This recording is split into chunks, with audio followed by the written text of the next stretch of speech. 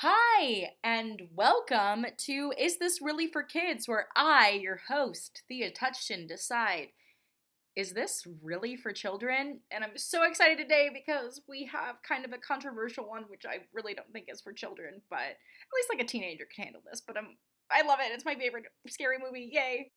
On today's episode, we are going to talk about my favorite horror film. And you might be saying, wait, horror films, those aren't for children, but I would beg to differ that horror means a lot to the teenagers. This is where I first saw this film. I saw this film when I was 15 and it stuck with me and it's good and I feel like it's very angsty. And this is a season about death and I feel like this applies. So let's get into it. My favorite horror film is The Uninvited. Did I just spend 5 episodes talking about a series of unfortunate events with Emily Browning? Absolutely, I did. And I will continue my Emily Browning obsession because I think she's just a fantastic actress and she is a really good role model. The Uninvited starts with a darkly lit makeout scene, right? You know it's going to be good. There's always punishment for any sexual activity in any horror movie. Then it starts off with a real modern romance. She tells her boyfriend that she loves him and he's like, I have a condom and it's over. So he's drunk and she's just done and she's like, I shouldn't be here. Also, all of the outfits in this movie are fabulous. Just style tips. I don't even know. It's Malibu meets a little bit of East Side preppy. I don't know. It works. Anyway, Anna is trying to get home. Also, there's fantastic cute hairstyles as well.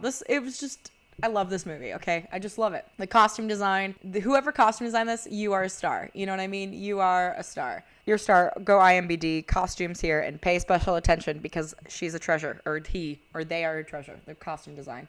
So then, Anna's in the spooky wood with a garbage bag, and it moves, and then there's a person inside, and it's really creepy. I hate it. It does the snap head thing, and she sees people being annoyed. That's not very helpful. There was a very creepy thing that was happening. So she goes home and then she hears her mother's bell and her mom is sick in this boathouse and alone. And the bell is so sad. Honestly, seeing this mom, it's sad. And Anna is mad because she's like my mom's not supposed to be alone. What's happening? And then there's a lot of, she's panicking a little bit, taking deep breaths, thinks that something is wrong. So she runs up into the house to go see her dad, right? Hoping nothing else happened to her dad because she's now aware of the reality in which both of her parents can die, right? Because I think she's young. It's unclear whether she is a teenager or not, but I always just assumed she's a teenager. She might be 18, but I don't know. I always thought she was 16. Anyway, she feels something is wrong. She doesn't feel safe. And she goes and she sees that there's blood from the doorknob and then there's a fire in the boathouse. And she's telling this all to a psychologist and she's like, my mom is trying to tell me something, but I can't understand it. And then she goes and she grabs a watering can, but she doesn't remember to put out the fire. And so she is fiddling with her sleeves, it's very uncomfortable admitting all of this. It was a lot psychologically going on. And the psychologist is like, well, your mom will always be there to protect you. She's like, it's the sound of the wind. You'll be protected. And Anna's like, well, I couldn't protect her the night of the fire because that's when she lost her mom, but she can't really remember what happened. The psychiatrist is like, well, sometimes we survive by remembering, but sometimes we survive by forgetting. And it's honestly, there's some things that I think it would be best for me to forget that I think I would move on with ease if I did do that. So, but obviously too, this wasn't a great psychiatrist in what happens next. So it's been 10 months since she's been outside and she's ready to kiss a boy or get in trouble or kiss a girl, and get in more trouble because people are still homophobic, unfortunately. But she had slit her wrist and there was so much blood and she was just very worried that she couldn't be fixed. But now she is gonna brave the real world and her hair is perfect. And then she's got this one roommate who's really creepy and is like, oh, well, who am I gonna tell my stories to if you leave? Oh. And the freedom from the hospital here was such a good thing. I feel like it was really well directed because that is something that I think a lot of movies lack. It's they move from the hospital to the next scene and it's when you're out of the hospital, there is a huge thing of relief and it is so important. Nobody likes to go to the hospital except when they work there and really enjoy their job. So her dad has finished this book. He's a writer. He dedicated it to his daughters. But Rachel, their former nurse, is living with her dad. and she's made cookies. And Rachel is kind of like, oh, I would have come pick you up at the hospital, but your dad wanted you all to yourself. And I was like, yeah, I don't know if you should come to the hospital right away, lady. You're kind of a bit of the problem. But Anna, despite the setback, is pretty excited to be home. So she's just like running around. She like runs to her bed and bumps her head. She was like relaxing. I mean, they like really nailed about like everything that you treasure after being out of a mental hospital.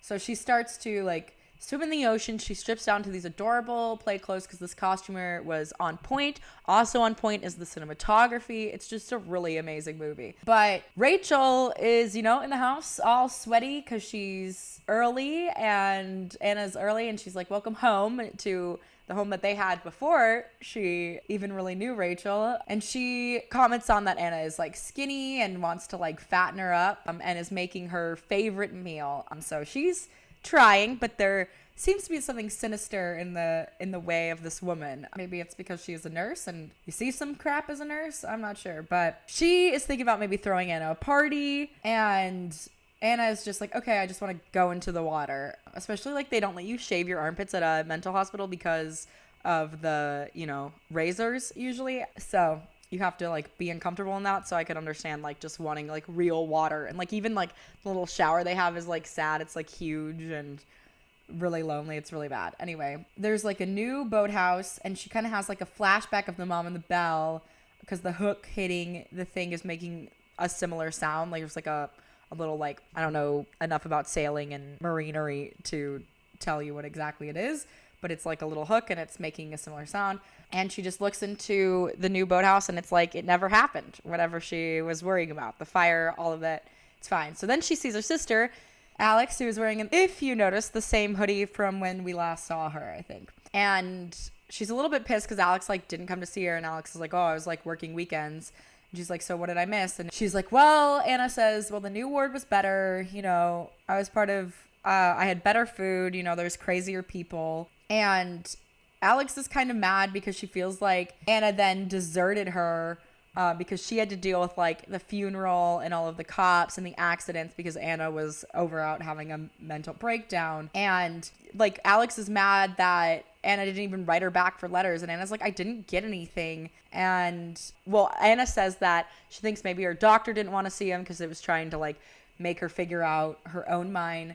And sometimes they do that, like they take away phone. It's usually for like privacy, so that because most phones have like a camera on them, so you can't use them. But yeah, it like takes away being able to like text from your friends, so it's really hard because you lose people when you don't communicate with them, especially when you're younger. So, however, Alex doesn't think that it's the doctor that kept the letters from Anna. She thinks it's the dad. So then Anna just like watches them fight. But notice how her father never says anything. And Alex is leaving because she's pissed off. And she's like, Anna's like, well, wait, where are you going? And Alex is like, oh, whatever, as if anyone cares. So angsty. And honestly, Anna does a really good job for being a younger sister, giving her like life circumstances at this point. She does a really good job. She just like, she tries so hard. But maybe it's easier because you don't know the ending yet. But anyway, so Rachel now wants to hug Anna because now she's not clean and sweaty. And Anna notices that Rachel has painted the kitchen and took away the chalkboard that they used to have in the house. Like is making these changes, has pretty much like moved in, which is like kind of fucked up. Like, but I also understand like his daughter was in a ward for 10 months. He probably needed something because he's also human, and like the mom was dead, dying, and sick, and that is like, you are going to have to mentally move on. And it was just like, it's a hard situation. It wasn't like obviously the best. He didn't act, I think, the most respectful. And Rachel maybe has a little bit too much control. And so Anna, I think, is just like upset that the change happened and that she kind of just like didn't have any control over it. And this is like where she has lived. And she doesn't help Rachel set the table because she's not hungry, which is also not a good sign of mental health. Like eating regularly actually is pretty good. But she ends up finding the old chalkboard they used to have in the room in the attic, and she wanted it because it like reminds her of her mom. And while she's in the attic, she smells her mom's clothes, is grieving her still because that's her mom.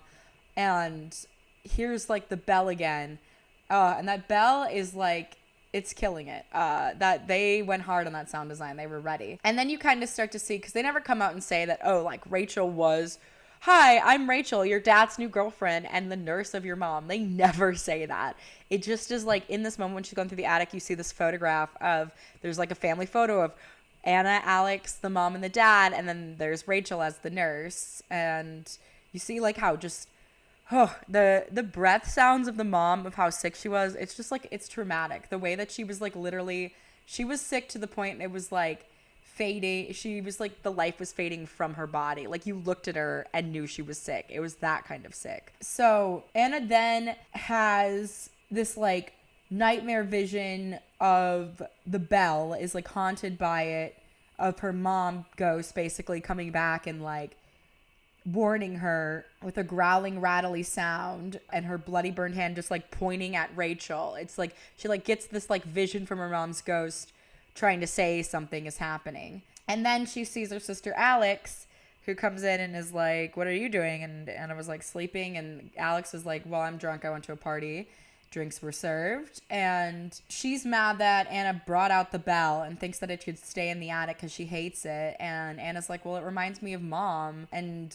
Alex is like, Rachel bought that bell at the pet store. Like, it's just like to make her mom basically a dog to make it easier. And then Alex says, you know, that way when she had the bell, she could hear, like, Alex is trying to say that like she needed the bell so that she knew when to stop writing their dad, which is terrible. And it's just like, but it's true though. It's like kind of messed up that like, it's just inappropriate that they weren't focused on business. Although I understand like trauma sometimes bonds, and it's like, you know, what do you do? But oof, it's rough. So anyway, Anna goes and hangs up the chalkboard in the kitchen, and she kind of misses with the hammer and it makes it ugly, but she like hangs the chalkboard. But I kind of love that because it's so me. And Rachel is like approving of it, and she's like, oh yeah, that's great, that's good, that's just what the kitchen needed, right? Trying to be helpful. And Anna's just still kind of like doing the bitchy teenager thing, kind of disrespecting her father. She doesn't really want to be the quiet and proper polite little lady because she's like pissed at what has happened. She's very angry still in it, but doesn't really know how to express it. And she and Alex kind of bond over how their mom used to like leave messages in bad handwriting on the board, and that like Rachel's now like stolen the kitchen over. And Rachel says this like weird thing too, which kind of starts to like lead you on to this thing of thinking like there's something weird about her, because she's like, oh, Anna, I'm so glad to have you back, I hope it works out so you can stay. And she's like, Anna's like, I intend to, like, why wouldn't she stay? This is her home. So then she sees her boyfriend, which she hasn't seen in a long time. And she was like kind of wearing a little skimpy bikini. So she like puts a shirt on because, you know, she's kind of shy. And her boyfriend, Matt, is like, oh, I tried to visit you, but they wouldn't let me. And then she was like, well, you should have slit your wrist too. Then we could have been roommates. Honestly, that's so funny. Such a self-aware joke and bold, and exactly the type of joke a suicidal person makes. So Matt apologized for the night at the beach, that he says that he was like nervous and that he drank a bunch and that he's not a smart drunk, he's a dumb drunk, and that he was really worried about her, and he went looking for Anna, and he followed her home that night, and he was like, I was here, I saw everything. And then Rachel comes down and is like, aren't you running late, Matt? I used to think Matt was so hot, now I don't. Honestly, it might just be because his name is Matt. So, but anyway, he delivers their grocery and supplies because they're that rich. They get it delivered by boat. And they're inviting people to dinner because they never have anyone over the house. And Anna like drops this paperweight, and then here's like the bell in the boathouse again. And then they like sees this like kind of really cool lighting through the window. But then she sees her mom, who's like blackened and burned, rising up and is like sobbing and has like a murder scream, and then Anna starts just screaming in the boathouse, and Alex finds her, and Anna realizes like, oh, that really was mom. I saw my mom, and I think she's trying to tell me something, that it wasn't an accident, like that what happened to her. And she just knows that it was Rachel, and she's just like a deep hate for Rachel and feels like Rachel's like spying on her. And so she kind of decides to just like get to know Rachel more and understand why like keep your friends close, keep your enemies closer, essentially. So, and then I love the shot of her and Alex in this bath together. They're not like taking a bath, they're just like sitting in the bath together, chilling. And Alex is like, are you sure that you're not jumping to conclusions, that it was just a dream? And she's like, oh, Anna's like kind of really offended by that. She's like, oh, you think it's just in my head? And she's just like, I don't think the tap leaked. I think Rachel turned it on because they had like a tap of gasoline. But then Rachel comes into the bathroom and knocks on the door and is like, I'm going to town. Do you want to come? So Anna says that she'll go see Matt at least. And then Rachel is like a fast driver and she's like, oh, your dad hates it when I drive fast, but it can be our little secret, like I guess trying to bond, to be like, oh, I'm not that perfect, LOL, right? But I think it just appears reckless to Anna. And then they got rid of their mom's car because Rachel was like, I think we just needed something like more fun, or also somebody that didn't remind you of the dead woman's husband you took, probably. And then she explains that she got these pearls around her neck from a job that somebody gave them to her because she was such a good nurse. Very hateable contact, because she was like, Rachel had to like wipe old people's butts for a living. She wasn't always like beautiful. And I wonder if their mom was like maybe like a star or something. That's why maybe they were rich. Maybe they were like both artists, because she says like, oh, they weren't all beautiful like your mom. And Rachel goes on about how like, oh, a lot of the old people, they have lots of money, but they're too ashamed or too weak, and they smell bad, and then they expect to be treated bad. And basically Rachel is like talking about how like with the old people, she was like, I didn't care when they were mean to me because I knew that they would be dead very, very soon. And I guess Rachel is trying to like establish that she has a past too, that things always haven't been easy for her, trying to get some common ground with Anna. She really is trying, but it comes off as like so cold, because obviously I think to be the person who did what she did, she is kind of like a little bit of a loose cannon. So then Anna is like seeing these 3 children at the counter, but then doesn't see these 3 children at the counter, and then goes behind the like grocery store thing, like where they actually like stock the milk, which I think is so cool. That was like the first time I realized that was a thing that is happening. And Matt tells her that the fire wasn't an accident, and Anna is like, I want your help though. I need to know, like I don't have a lot of memories of that night. And Matt is like, you know what? Like, I can't do it here because I'm working and I'm already getting in trouble. Meet me tonight at 11 at the Rock. And then Rachel like makes her leave the store. It's just really like limiting her time with Matt. I don't know if that's like what her father said or what she thinks is wise, but it's also like very annoying. Even in, I think, reality, it's just annoying. So they come home and Alex jumps because she thought that Anna was Rachel, and they're going through all of her stuff, and they see that she's like got all of these lacy things, like, and they like kind of shame her sexuality, which is mean. They call her literally a crack whore without the dignity. Like, not the most feminist thing to do, but they're angry and they feel like they've been taken from, and they shame her because she has a huge metallic dildo. But then what scares them is that they find horse tranquilizers, and they're like, why does she have these? So Alex, because she's like snarky and cool, takes the batteries out of the vibrator and is like, party's over, Rach, which is like a major inconvenience, right? So Anna goes to the Shadows Rock. It's a full moon, but she doesn't see anything. So then she comes back up and falls asleep and is asking Alex to like stay with her until she falls asleep. And Alex is like, every time, if I had $10 for every time I heard that. And she goes, but no funny stuff. And then Anna has this like nightmare dream about like the children being all bloody and having like blood spilt. And then she hears her boyfriend Matt has like snuck up, and he was like, he crawled in through her window and was like, oh, hey, I didn't want to wake your parents up. I waited for you. And he's like soaked. And he's like, yeah, I fell and hurt my back, and his shirt is off. And he's like, I'm sorry it's so late. And he's like, I know the truth of what happened. And she's like, well, tell me. And Matt is just like shivering, and he's like, I can't feel anything. I'm really scared, Anna. And she's like, well, don't be. And they kiss. Oh, and then when his back cracks because his like spine is all messed up, and it's just rough, and he's like, your mother tried to warn me, but I didn't listen. And he like just crawls back towards her, like his back not aligned. It's so creepy. And he's like begging her to hold him.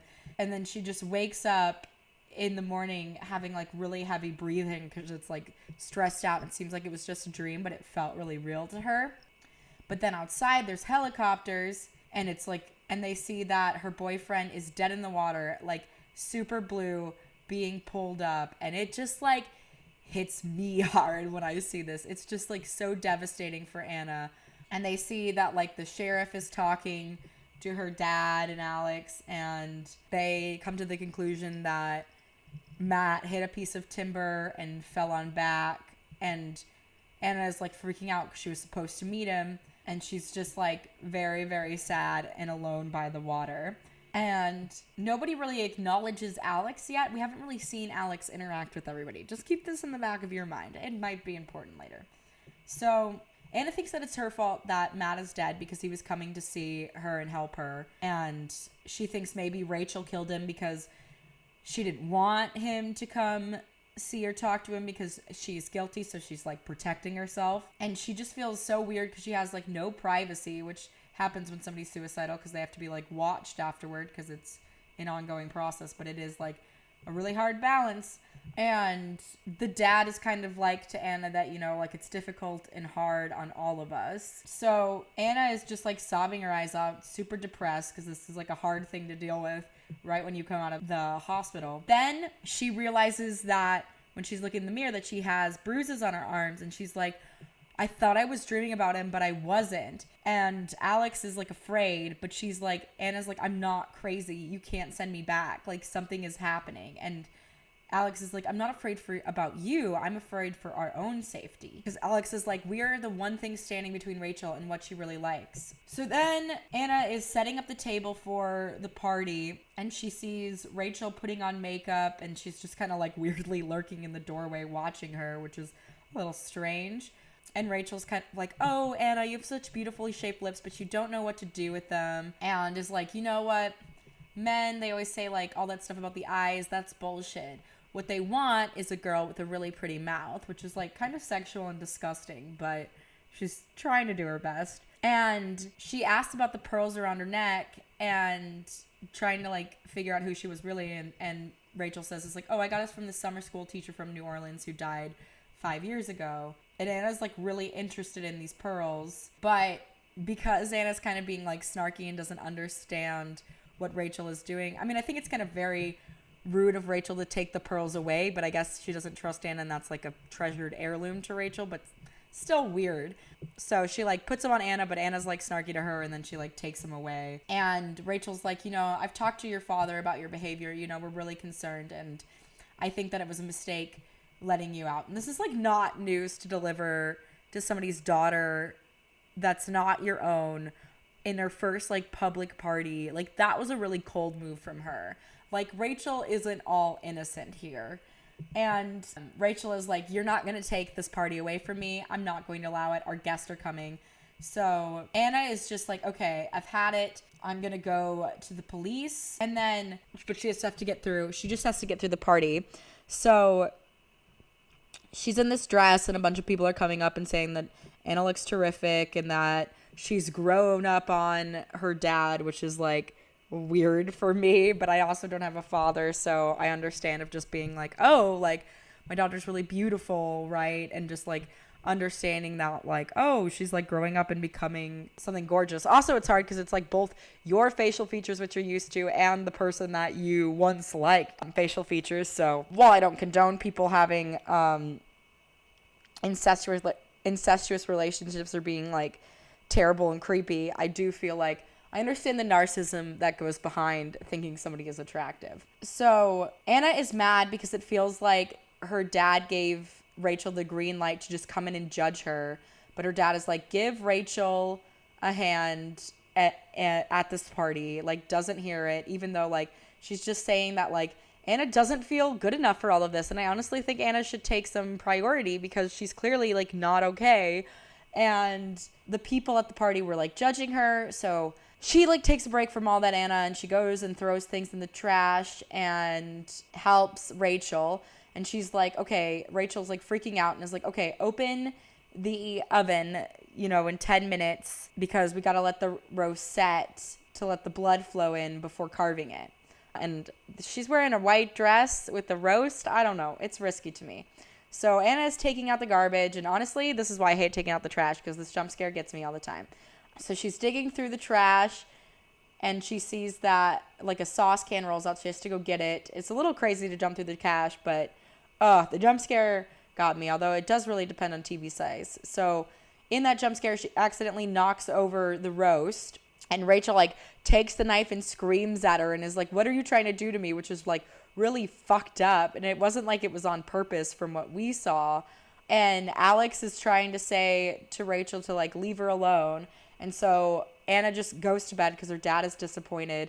And it's like, honestly, they could just wipe off the roast and still serve it. It wasn't like completely ruined. It just fell off the table, you know? I mean, there's like a reason, right? Like they know that the family's going through something. It shouldn't be like this big shame at the party. Like the fact that they're trying to pretend is abusive. I feel like it's not very nice because it's like, it's not reality. It's like somebody can still be sad and they're healing through it, and there can still be beautiful moments of time. Like we don't need to hide everything and pretend everything's perfect for other people. But Anna is like, you know what? Rachel is not who you think she is. She's lying to you. She's lying about everything, where she's from, and she just wants you for yourself. And if mom could see you now, she would be like really disappointed. And her dad is just like hits her coldly and is like, honestly, I think you're the one who's trying to tear this family apart, not Rachel, which is like messed up. But her dad is like, we're going to make this family work, because her dad has moved on and now he's going to marry Rachel, which, woof, a lot of information. And to somebody who is not entirely mentally stable right now. And the dad admits to, and they basically have this party to have an engagement party. So they're getting married this fall. And the dad is like, you know, I'm not ashamed to be happy again. And the dad ends up going away for a little bit on, I think, something to do with his book. And Rachel is getting them to like look like a family at the funeral for Matt. And Anna is just like pissed off because she thinks like everything is Rachel's fault. And in a way, it like kind of is. And so she goes and puts like roses on the grave, but then she sees these little children dressed in kind of like a different period. And she wanders off from the funeral and sees these kids all holding hands through the graveyard, and falls into the grave and sees and finds like the name of the grave. And then she ends up looking it up and finds out that in 1996, April 11th, 3 children were murdered by a physician. They were sedated and stabbed repeatedly by Mildred Kemp at 19, a nanny. Mildred was romantically obsessed with the wife who died in a car accident and still remains at large. And that there were these pearls. And Anna makes this connection. She's like, oh, these pearls, they were a gift from the old patient, is what she's telling. And it's like, this is our proof. Rachel is proud of them. And she decides that like this thing with Rachel is going to end tonight. But she's worried that Rachel like overheard them. And the door to their house is locked, you know, because they're being like really overprotective of Anna. And I always think it's funny when they do those shots of like where they look through the keyhole, because I feel like I look through any keyhole and I never see that much. But Anna's trying to sneak out to go basically, you know, tell the police what she's learned and gather this information. And she's like going through this stuff, you know, trying to find anything she can to prove that this is Mildred Kemp, to have a stronger case to the police. And Rachel is like, what are you doing? Like, what are you looking for? Do you want these pearls? Like, really, they mean nothing to me. Take them. And then Alex is like, you know what? We know everything. And Rachel's like, okay, you caught me, which is like a weird thing to say given the circumstances that will be revealed. So then Rachel then grabs Alex and Anna and tries to sedate her. And Anna like makes her fall into the vanity and then hits her with the perfume bottle. And Rachel's like, I don't want to hurt you, Anna. Just make this easy. You know, this is not how I wanted it. But then Anna is like done because this lady is trying to sedate her, which is crazy. And like her dad should have never left them alone. So then Anna slams Rachel's hand in the door, which is, ow, painful as heck and scary. And then Alex is sedated, but they got the necklace as proof. And Alex barricades the door and is like, go to the sheriff. He'll believe you. And Anna is like, I love you. I can't leave you here. And Alex is like, you're going to have to because I'm sedated. Like, I can't keep up. Like, I'm like falling asleep. I can barely do this. And so she's like, okay, I'll come back. I promise. So then she gets in the car and drives off, and then she like kind of falls and stumbles to the police station because she's just like traumatized and scared. And so she explains what happened and that Rachel murdered her mom, and she's like, I know how this sounds, but do you remember Mildred Kemp? And the policeman is like, yeah, that's out west in Orange County. And it's like, I have this pearl necklace of her, and Rachel is her, and she wants to kill Alex and I and then marry our father. And the police officer is like, all right, just sit tight. So he pulls up the system, and Anna is like frightened. She's like, Alex is still there, you know, like I'm scared of what's going to happen to my sister. And the policeman is like, listen, nothing's going to happen to anybody. Don't worry. And so then Anna falls asleep waiting because she's in like a hyper stress situation. And she thinks that she sees her mom at first, but then it's Rachel, and she's like, don't be afraid, I'm a nurse. And obviously she doesn't believe her because she's trying to drug her. And then Rachel carries her upstairs. I mean, whatever antidepressant she was on is like not okay. They were not working for Anna. But Rachel is like, okay, you're going to sleep now. I'm taking off your shoes. And she's like taking off Anna's shoes. And she's like, you know, Anna, I was never going to have children of my own. I can't. She's like, did I ever tell you that? And she's like undressing Anna. And she's like, I'd always imagined what it would be like to have a daughter. And it's like, and Anna's like so scared. And Rachel is like, and now you've taken that away from me. But also like, it's not about her. Like she's being so selfish and scary. But then Anna grabs this knife, and Rachel tries to stop her because it's like, you careful, you don't want to hurt yourself. But then Anna sees Alex, and then she like is asleep, and then she wakes up and she sees that like the knife is missing, and there's like a bunch of like horror movie music. There's just a blood trail on the stairs through the hallway. This is like the iconic shot because this is a remake of a Korean film, which is, yeah, Korea obviously has great films as they've been like winning the Oscars for a while, but it is like insane. That is like the stunning shot, like of having just like the blood everywhere. I think that was like one of the first times it did it in like the 1960s. The blood trail is just like through the house, and she just basically leads it to this dumpster where there's a body in the bag, and Rachel is murdered, super murdered. And Alex is like all freaked out, and she's like, we tried everything, this was the only way. And Anna's like white blood gown is like kind of covered in blood, and Alex is just like, I did what I had to do, didn't I have to? And is like breaking down, and oh, the music is so good. And then the dad comes home, and Anna is like, just look at me, be brave, okay, we're gonna get through this. And as Anna's covered in blood, her dad is like obviously very nervous, and he's like, Anna, are you all right? And Anna is like, listen, Rachel started the fire. And dad is like, what are you talking about? And she's like, Dad, Rachel killed mom. And they're like holding hands. Anna and Alex are holding hands, and she says, and Alex is kind of getting frustrated because she's like, Dad never listens. And Anna's going on and it's like, listen, Rachel drugged me, and she drugged Alex, and she tried to kill us, and it was like Alex had to do it. And her dad is so confused. He's like, what are you saying? And Alex is like getting even more intense now, and she's like, he can't see it, he never will. And their dad realizes that Anna doesn't know what happened to her sister. And he explains that Alex died, and Anna doesn't believe him. And she's like, Anna, Alex died a year ago. She died in the fire. And then Anna has this realization, and it's like, oh, shot so good. This is such a good movie. And then Anna realizes that the blood on all the nightgown is hers, like, because she is the murderer. And her dad is like, what have you done? And then all of a sudden, Anna remembers everything. She remembers the boathouse.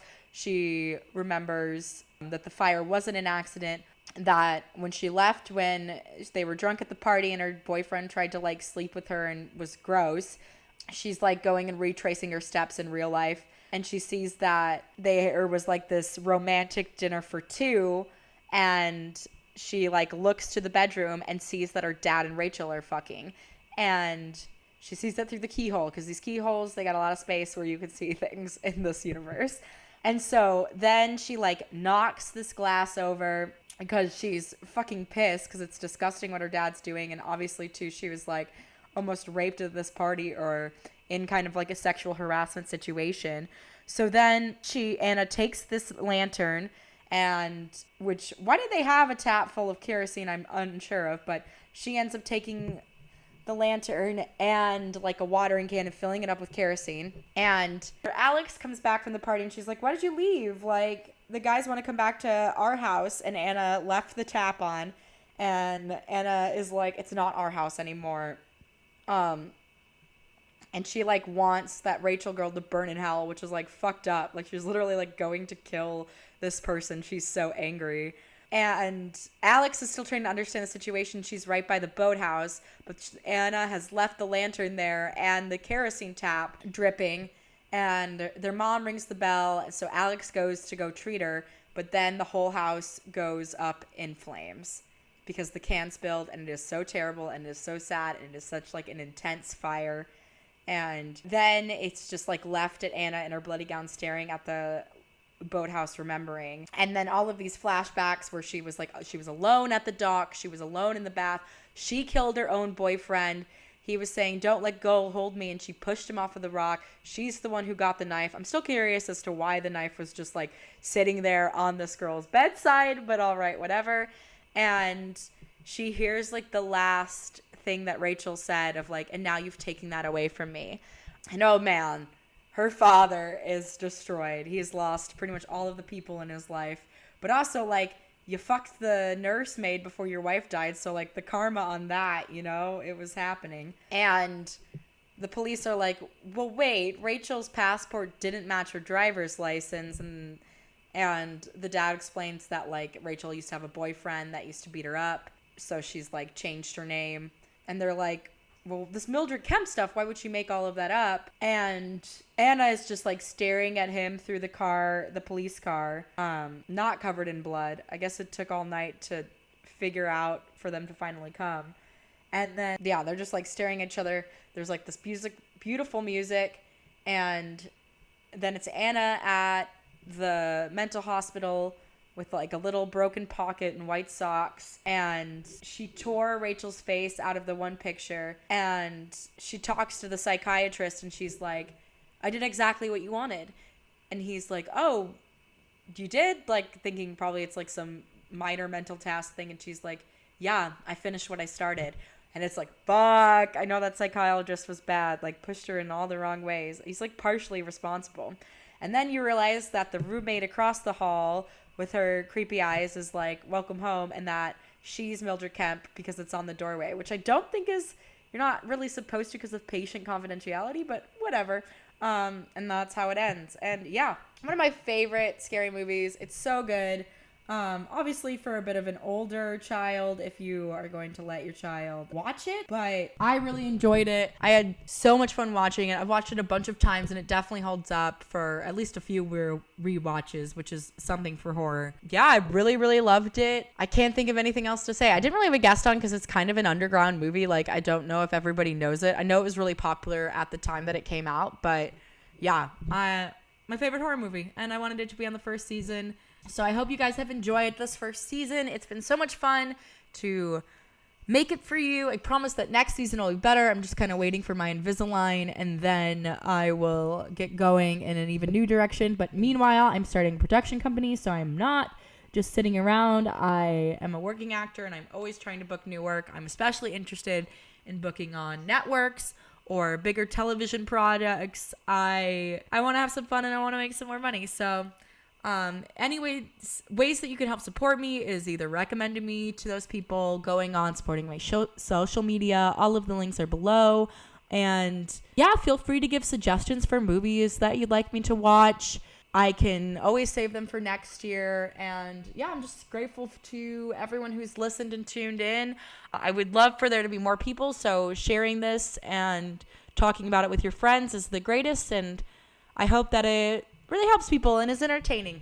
Thanks so much, and I'll see you next time. Bye.